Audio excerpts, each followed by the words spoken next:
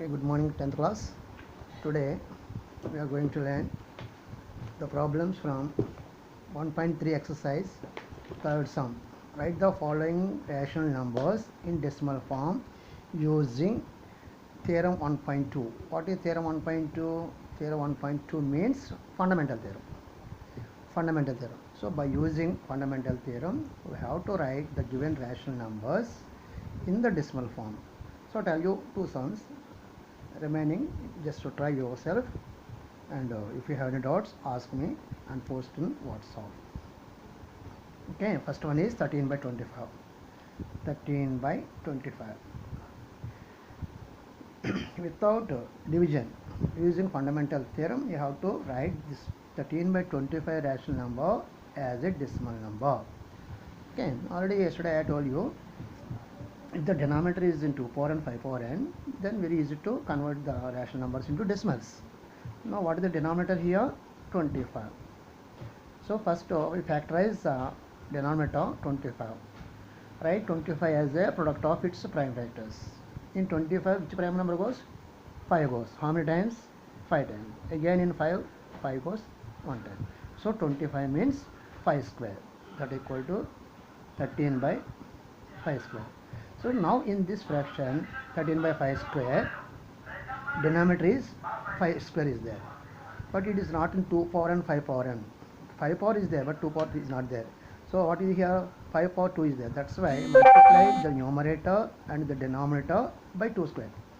Then you get 5 power of 5 and power of 2. You get the same numbers. So that's why you have to multiply the numerator and denominator same. Then only the value never change. Okay. Now 13 into 14, 2 square means 2 square means 4. So 5 square into 2 square, that means a power m into b power m, that equal to a into b, ab whole power m. You learnt in 8th class, laws of indices. So 13 4 is the 72 by 5 2 is the 10 square, that equal to 72 by 10 square means 100. So that is 0.72. Therefore 13 by 25 equal to 0.72. So this is the answer. So this is the way of converting rational numbers into decimal form without division. So by using fundamental theorem. Okay children, then I tell you one more sum from this exercise, third exercise. You see, third sum is the fourth sum. Fourth sum is a little bit like difficult. I tell you the sum, remaining sums do yourself. What is the fourth sum? 7218 by 3 square into 5 square. 3 square into 5 square. Now you see, already in earlier classes, yesterday's class, I told you, if the denominator is in 2 power n, 5 power n, then only you get decimal fraction terminated, decimal fraction.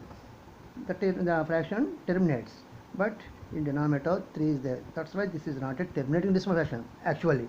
But one thing, if the 3 square is cancelled in numerator, then only 5 square remains in denominator. Okay, just go through it once. 7218 by 3 square means 3 into 5 square. So 3 cancel, exactly goes.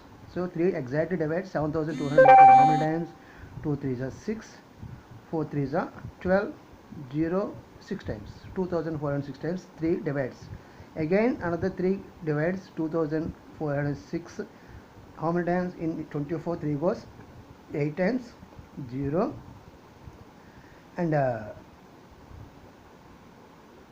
6 3 goes 2 times. So 3 2s are 6, 3 0 0, 3 is 24, 8 202 times. So 3 divides. So what is the simplest form? Again 5 doesn't go, then no problem. Then 802 by 5 square. Now the prime number 3 is cancelled from denominator. So because 9 goes in the numerator 802 times. Now it's easy to convert. So 802 by 5 square is there. That's why multiply the numerator and denominator by how much? 2 square by 2 square. Then it becomes 802 into 2 square means 2 to the 4 by a power m into b power m. That is AB whole power m, that equal to 802 into 4, 2 4s are 8, 4 zeros 0, 8 4s are 32, by 5 2s are 10, 10 square, 10 square means 100. So 3208 by 100 means 32.08.